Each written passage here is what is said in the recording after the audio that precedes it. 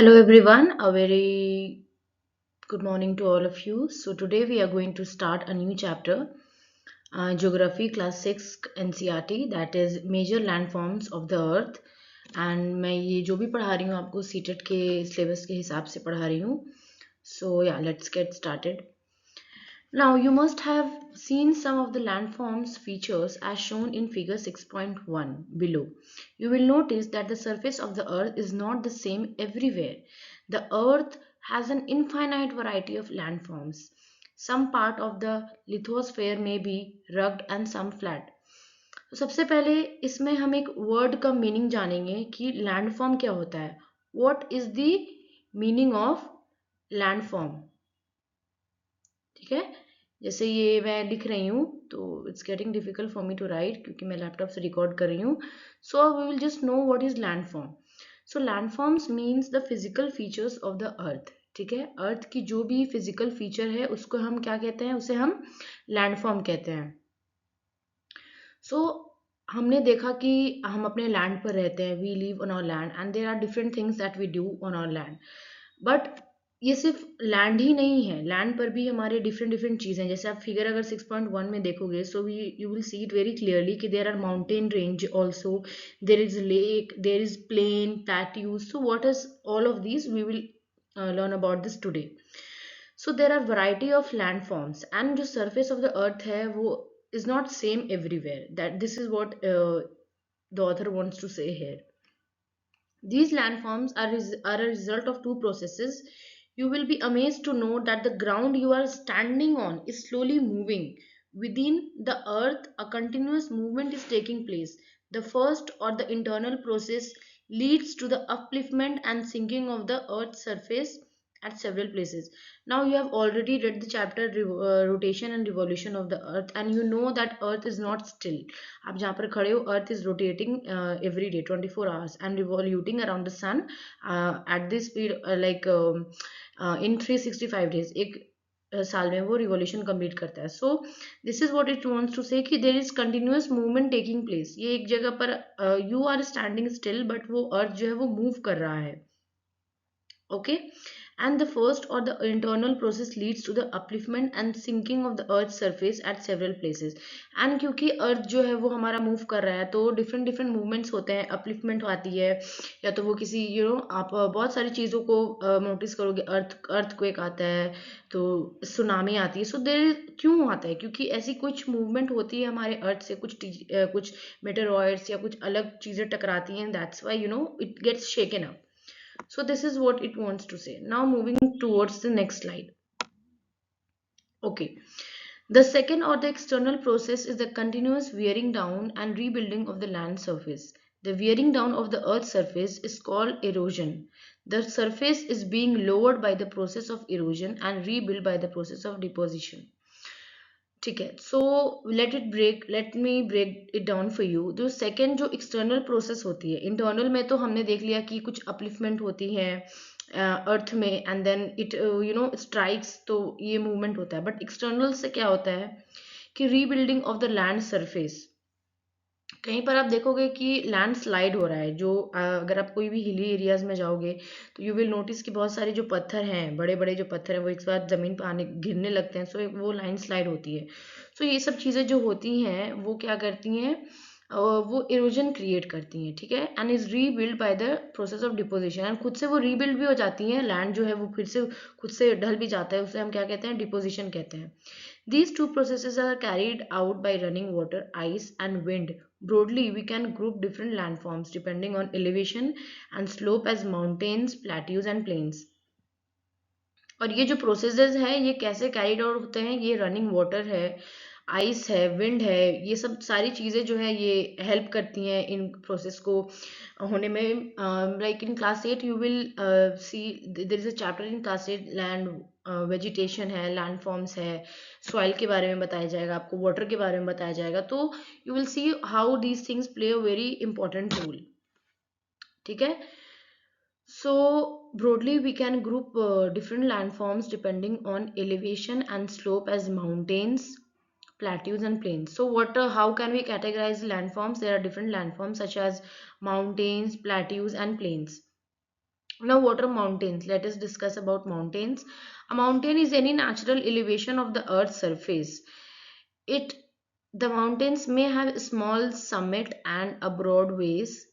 It is considerably high than the surrounding area.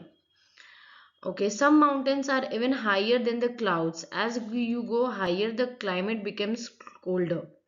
So mountain जो है वो एक नेचुरल एलिवेशन है अर्थ सरफेस का, ठीक है। एंड वो में कुछ माउंटेन्स की जो चोटी होती है, जो स्लोप होती है, वो कोन शेप में होती है। Like let me just draw it for you. जैसे यहाँ पर आप देखोगे ना कि ये कोन शेप, राइट, ये ऐसे कोन शेप में माउंटेन होते हैं, है ना। तो ये जो कोन शेप में माउंटेन है, तो कुछ की जो पीक रहती है वो बहुत हाई रहती है। जैसे यहाँ पर आप देखोगे, ये जो है ये पीक हाई है, देन इसका इससे थोड़ा सा लो है, right. So this is what it wants to say कि कुछ चीजें जो होती हैं उनकी जो पीक्स होते हैं, कुछ के हाई होते हैं, कुछ के लो होते हैं। And some mountains are even higher than the cloud. And कुछ माउंटेन्स जो है वो हाई होते हैं, क्लाउड से भी ज्यादा वो ऊंचे होते हैं। एंड जब आप बहुत ऊंचे पे जाओगे, तो जैसे आप एरोप्लेन से अगर कभी ट्रैवल करोगे, जाओगे, तो आपको जो वो जितने ऊंचे पर जाओगे, जितना ऊंचाई पर जाओगे, उतना ही क्लाइमेट जो है वो कोल्डर हो जाएगा। In some mountains there are permanently frozen rivers of ice.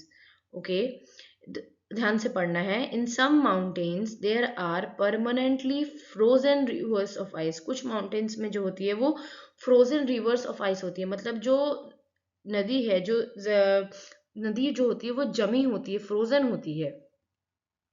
These are called glaciers.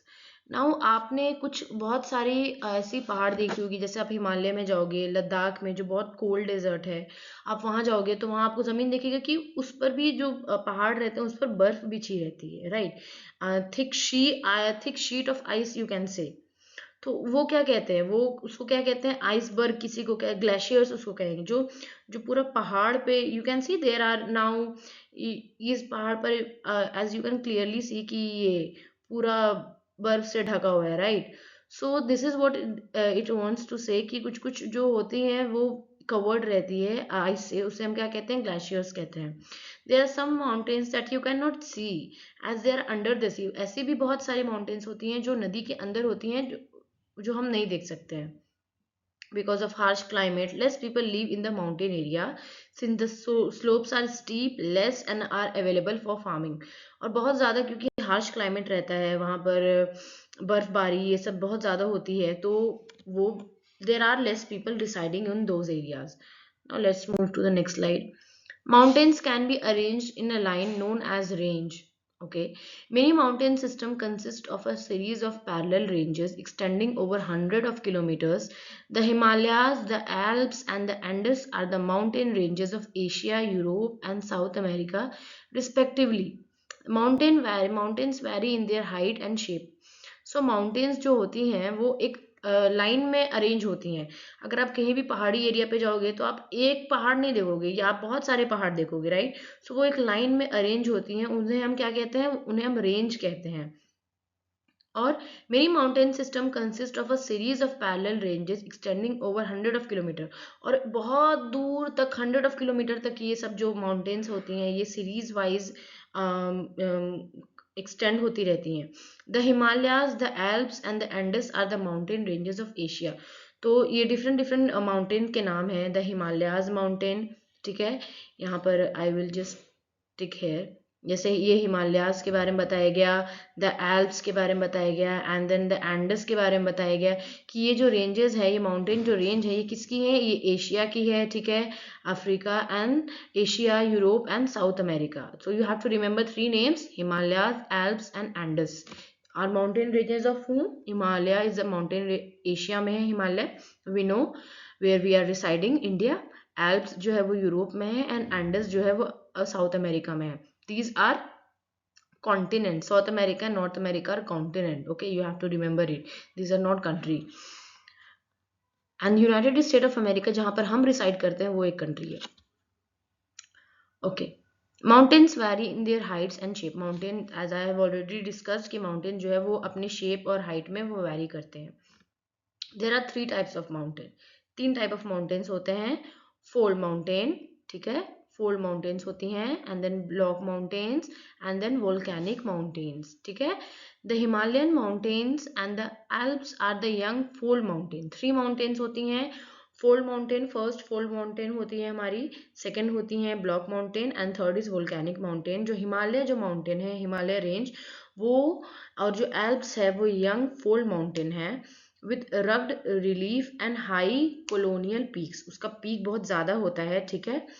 And the Aravalli Range in India is one of the oldest fold mountain system in the world. The range has considerably worn down due to the processes of erosion. The Appalachians in North America and the Ural Mountains in Russia have rounded features and low elevation. They are very old fold mountain. So you have to just remember the name. First of all ये 3 चीज़ें remember करनी है कि 3 types of mountains होती हैं। पहला जो होता है वो होता है फोल्ड माउंटेन, सेकंड इज आपका block mountain, and third is volcanic mountain. And जो हिमालय रेंज, हिमालय माउंटेन्स होते हैं एंड एल्प्स होते हैं, वो कौन से माउंटेन होते हैं? वो यंग फोल्ड माउंटेन्स हैं, एंड उनका जो पीक है वो बहुत ज़्यादा हाई रहता है विथ हाई कोलोनियल पीक्स, इतना याद रखना है। एंड देन जो अरावली रेंज है, ओके, तो ये Aravalli range, okay, I'm just underlining it, in India is one of the oldest fold mountain, ठीक है, oldest fold mountain। हिमालय और जो एल्प्स है वो यंग माउंटेन है, एंड अरावली रेंज है वो ओल्ड है fold mountain. The range has considerably worn down due to the process of erosion, and ये worn down का मतलब होता है कि ये जो रेंज है ये धीरे धीरे ये ओल्ड कहा गया है इसको, राइट। सो ये ओल्ड कैसे हुई? क्योंकि कंटिन्यूसली इरोजन का फॉर्म हुआ, ठीक है। एंड इरोजन मतलब जहाँ पर आप देखो लैंड इरोजन, जमीन का वो फटना, या soil erosion, you have heard, you might have heard, right, जो वो बहुत ज़्यादा खत्म हो जाती है, बहुत ज़्यादा डिस्ट्रैक्ट हो जाती है। So this is what it means. And the Appalachians in North America and the Ural Mountains in Russia have rounded features and low elevation. They are very old fold mountains. So ये सारी fold mountains के बारे में बताया गया है कि जो Appalachians है, let me just erase it, ये वाला बहुत ज़्यादा हो गया। Appalachians जो है वो नॉर्थ अमेरिका में, ठीक है, वो कौन सी हैं? Appalachians in North America and the Ural Mountains in Russia, ठीक है, have rounded features with low elevation। उनका राउंड फीचर होता है, और जबकि Himalaya and the Himalayan mountain और एल्प्स माउंटेन की जो है वो पीक जो है वो बहुत हाई होता है, ठीक है। So that's it for today. अभी इसके लिए इतना ही। अभी जो नेक्स्ट ब्लॉक माउंटेन्स है we will cover it later. Okay, I hope this helps. Thank you.